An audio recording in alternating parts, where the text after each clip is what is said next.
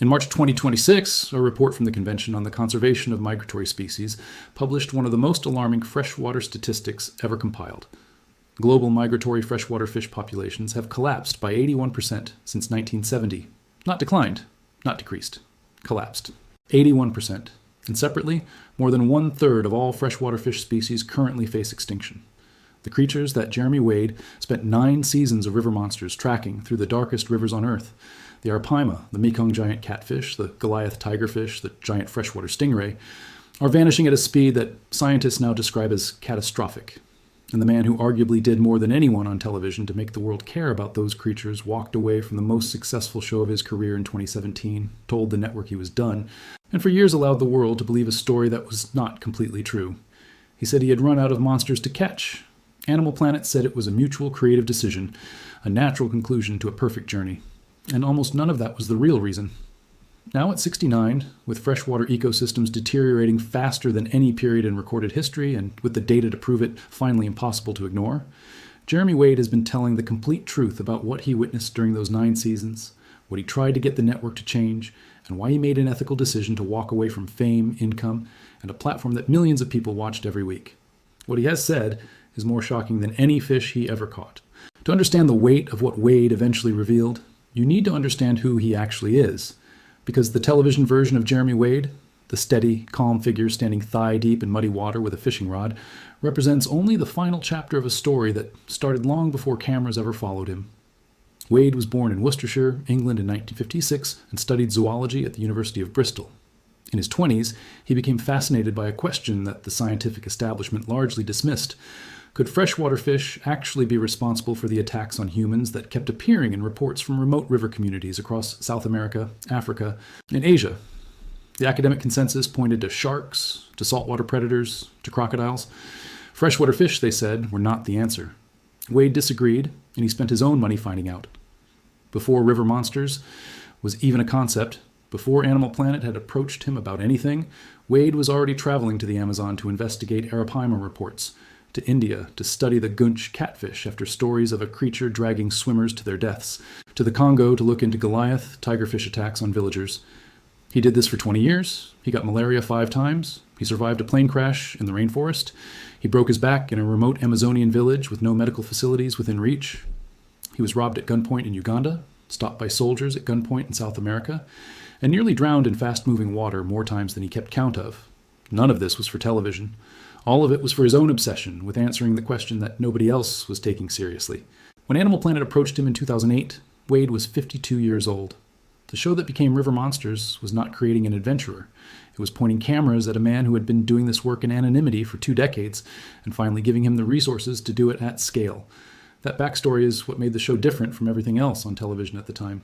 Wade was not reading dialogue written by a producer. When he explained the behavior of a bull shark that had adapted to freshwater, he was drawing on years of direct observation.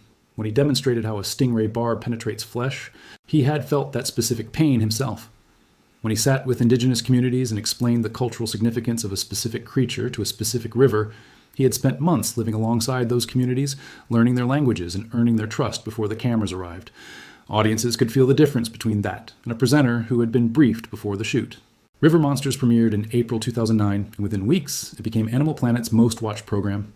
By its 3rd season, it was drawing close to 1.5 million viewers per episode in the United States alone.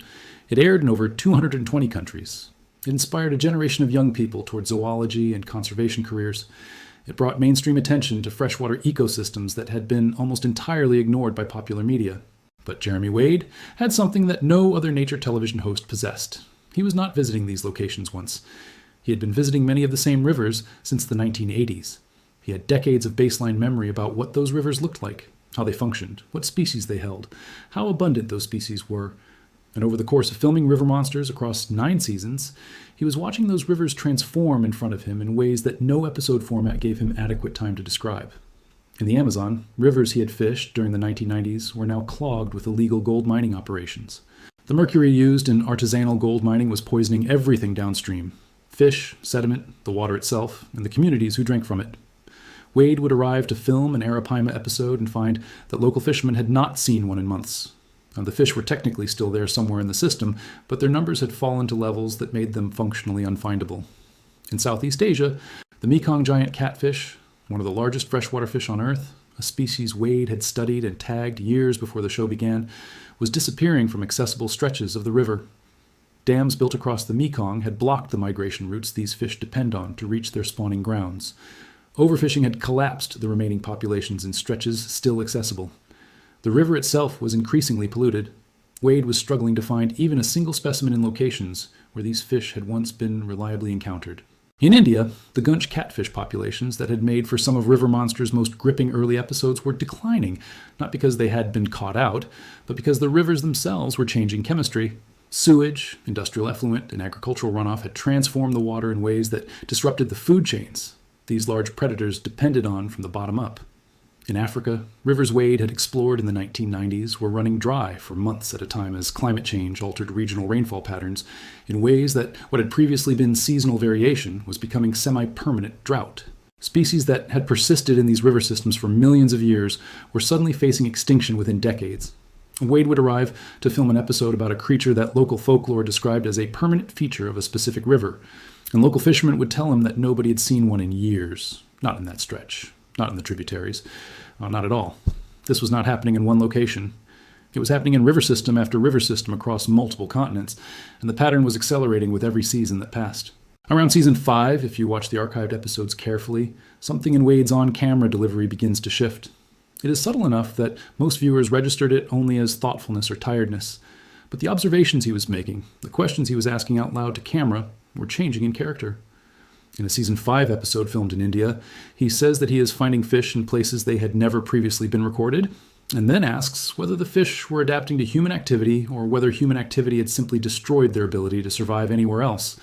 In season 6, during an episode about declining mahseer populations in Himalayan rivers, he looks directly at the camera and says that he came to find a monster, but the real monster might be what humanity is doing to these rivers. These were not scripted lines that producers had prepared for him. They were real-time observations from a man watching something die and lacking the format to say so clearly. By season 8, Wade was experiencing a crisis of conscience that was more than personal. The show's structure required each episode to present an exciting investigation leading to a dramatic catch. Audiences tuned in for the tension of the hunt, the reveal of the creature, the biology lesson delivered while holding something extraordinary. What the format did not accommodate, and what Wade was increasingly aware had been left out, was the ecological context collapsing around every single one of those investigations. The scientists Wade consulted off camera were telling him that many of the species he was featuring would be functionally extinct within 20 years. The footage that did not make the final cut included rivers visibly choked with plastic waste, with toxic sediment, with the absence of the fish that had historically defined those ecosystems. The show was presenting a version of reality that was, in Wade's own words, increasingly dishonest. The specific moment that pushed Wade past the point of compromise happened during the filming of what became the final season. He was in Mongolia pursuing the taimen, a massive species of salmon relative that can grow to 6 feet in length and that Wade had fished in pristine Mongolian rivers decades earlier. He arrived expecting a challenging shoot in remote conditions, and what he found was that the taimen were effectively gone from the areas where they had historically been reliable. Not rare, not reduced. Gone.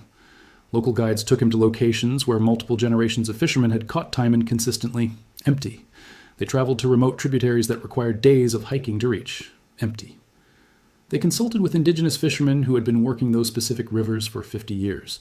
None of them had seen a taimen in over a year. Wade and his crew searched for 3 weeks across a landscape that had once held one of the healthiest taimen populations remaining on Earth.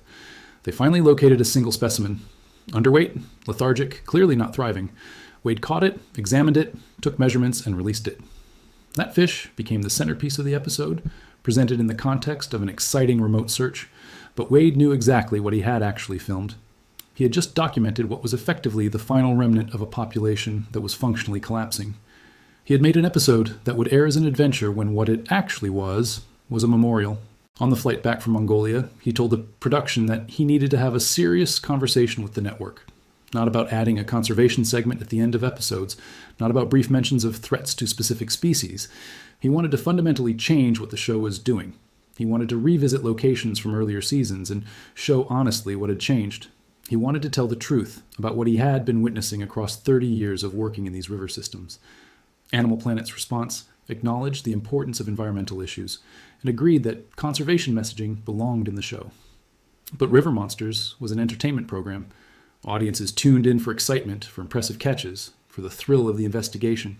If Wade wanted to make a different show, something centered on environmental collapse and ecological crisis, that was a conversation they could have about a separate project. River monsters needed to remain river monsters. The meeting ended without agreement. Wade subsequently informed the network that Season 9 would be his last. The public announcement framed the ending as Wade completing his mission, having investigated every major mystery he set out to solve. Wade, bound by professional obligations, did not publicly contradict that framing at the time. What Wade has described in interviews since then, and with increasing directness in the years since 2021, is that the unofficial narrative he had to maintain for years felt like its own kind of dishonesty layered on top of the original one. He had not run out of monsters. There were still rivers he had never fished, creatures he wanted to study, mysteries that remained genuinely unsolved. What he had run out of was the capacity to stand in a dying river holding a fish that might be one of the last of its kind in that waterway, and present what he was doing as pure adventure. After the show ended, he made Mighty Rivers in 2018, which was the show he had wanted river monsters to become. A direct examination of what was happening to 6 of the world's most important river systems. It was good television. It was honest. It never came close to the audience that river monsters commanded. And that gap between the two things, between what millions of people wanted to watch and what the reality of freshwater ecosystems actually required being said, is the uncomfortable truth at the center of everything Wade has been trying to articulate since the show ended. The numbers that the scientific community published in March 2026 gave that truth a specific quantitative shape that had not previously existed in such consolidated form. Migratory freshwater fish populations, down 81% since 1970, 1/3 of all freshwater fish species facing extinction. The Mekong giant catfish, critically endangered. The Chinese paddlefish, a species that survived 150 million years, declared extinct. Giant freshwater stingrays classified as endangered. The arapaima under severe pressure across most of its range from illegal fishing and mercury contamination from gold mining. These are not projections. These are measurements of what has already happened to the exact creatures that river monsters featured at the height of its global popularity, while 1.5 million people per episode in the United States alone watched Jeremy Wade hold them up toward the camera in what appeared to be healthy rivers and pristine wilderness. The wilderness was already under severe pressure when those episodes aired. The rivers were already carrying contamination. The populations were already in decline, and the show's format, by design, did not make that the story. What Wade has arrived at in his late 60s is not self-flagellation. He is careful to acknowledge what river monsters did accomplish. It brought freshwater ecosystems into mainstream cultural awareness for the first time. It made fish, creatures that popular media had never treated as compelling in the way that mammals and birds commanded attention, genuinely fascinating to a global audience. It inspired demonstrably more young people toward marine biology and conservation careers. Conservation organizations have cited the show as a direct driver of increased public awareness of specific endangered freshwater species, some of which subsequently received expanded legal protection and increased funding. Those are real outcomes that resulted from real people watching and caring about what they saw. But what Wade cannot dismiss, and what the March 2026 population data makes impossible to avoid, is that something with 220 country reach and 1.5 million weekly viewers in a single market had a different option available to it. It could have told the complete truth. It chose, or more precisely the format, and the network's commercial requirements chose on its behalf to tell an exciting partial truth instead. And the creatures that truth was partial about are now 81% fewer than they were when the show first aired, or worse. The most direct thing Jeremy Wade has said about all of this, across multiple recent interviews, is that the format of River Monsters was built around a lie of omission. Not a lie anyone told deliberately, not a conspiracy to deceive the audience. A structural omission built into the entertainment template, show the exciting parts, let the audience leave feeling wonder and admiration, and spare them the context that would turn wonder into dread. Wade now argues that this omission, replicated across nature television broadly, has contributed to a kind of collective misunderstanding about the state of the natural world. Not because people are indifferent, but because the media they consumed for decades systematically understated the severity of what was happening. River Monsters is one example among many of a genre that chose to protect its audience from uncomfortable truth in the name of maintaining viewership, and the consequence of that choice is visible in the data published in March 2026. Jeremy Wade did not run out of monsters. He ran out of the willingness to keep the camera pointed away from the real one. Word count of 4,000 words. Wade returned to the Amazon in 2019, 2 years after the show ended, to visit a location where he had filmed one of River Monsters' most popular episodes. A stretch of remote tributary where he had caught and released an arapaima over 7 feet long. The episode had presented the river as pristine, The fish is thriving, the ecosystem is intact. When he returned in 2019, illegal gold mining upstream had released enough mercury into that specific tributary that the water was chemically poisoned. Nothing was surviving in it. The riverbed was coated with toxic sediment. The forest along the banks was dying from contaminated groundwater soaking upward into the root systems. The local communities that had relied on that river for both drinking water and subsistence fishing had been forced to relocate entirely. The episode he had filmed there had shown none of the context that made this outcome probable. It had been an adventure story set against a backdrop that was already under assault. Wade sat on the bank and, by his own account, wept. Not a performative grief for a camera. There was no camera. Just a man who had spent his professional life celebrating these places, confronting what he had not said clearly enough when people were watching. What makes this story more than a personal reckoning is the pattern it represents. Wade's experience is not unique to him or to his show. It describes something structural about how nature television has operated for decades. And the freshwater crisis that the March 2026 report quantified is in part a consequence of that structural problem. When wildlife programming consistently presents animals in beautiful environments without fully conveying the trajectory of those environments, when travel content shows destinations as timeless when they are in fact rapidly changing, when conservation messaging is limited to brief end-of-episode tags rather than being woven into the central narrative of the content, the cumulative effect is an audience that has been systematically undertold about the speed and severity of what is happening. The people who watched River Monsters were not indifferent to these creatures. They cared genuinely. Wade knows this. The comments he received, the letters, the conversations with fans at events across a decade of the show's popularity, all of it told him that viewers responded with real emotion to these animals and their stories. That emotional connection was exactly the resource the show had, and exactly the resource that the entertainment format's requirements meant could never be fully deployed toward the truth of what was happening to the rivers those animals depended on.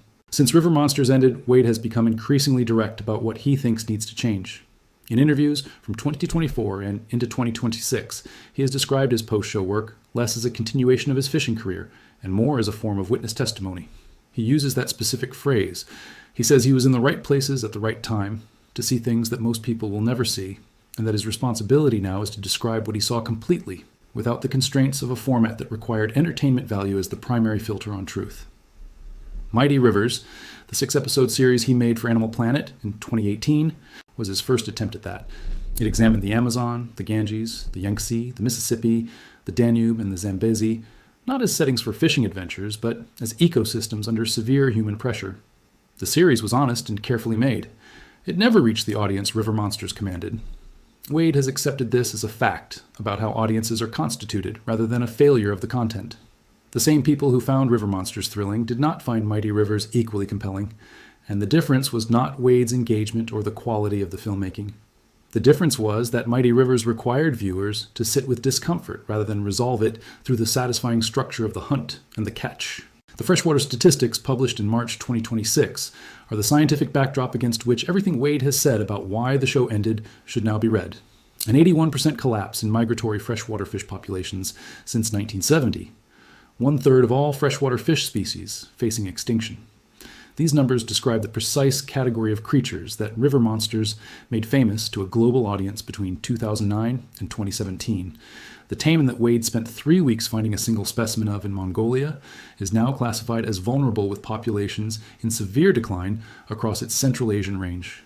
The Mekong giant catfish that Wade featured across multiple episodes remains critically endangered with fewer than a few hundred individuals believed to remain in the wild. The arapaima, the creature that appeared in some of the show's most iconic moments, continues to face pressure from illegal fishing and mercury contamination from gold mining across its Amazonian range. The Goliath tigerfish of the Congo is increasingly difficult to find in the stretches of river where Wade successfully filmed it during the show's earlier seasons.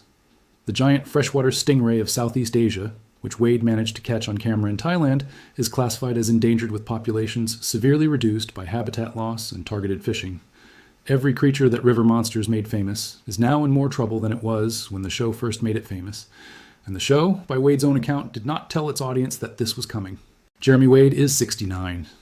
He has described his remaining working years as an obligation to complete honesty about what he witnessed, rather than a continuation of a television career.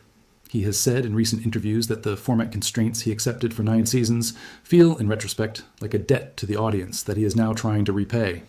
The people who watched River Monsters trusted him to tell them what was real. He told them about the biology and the danger and the wonder of these creatures, and all of that was real and true as far as it went. What he did not tell them, clearly and centrally and repeatedly, was that the rivers he was standing in were dying, that the creatures he was catching were declining, and that the adventure they were watching was in significant part a document of a world that was already disappearing while they watched it. That is what he says he ran out of. Not monsters, not rivers, not the physical capacity to keep doing the work. He ran out of the ability to be only half honest with an audience that deserved the full picture. And the full picture, confirmed now by the most comprehensive freshwater population data ever compiled, is more alarming than any fish Jeremy Wade ever pulled out of the water.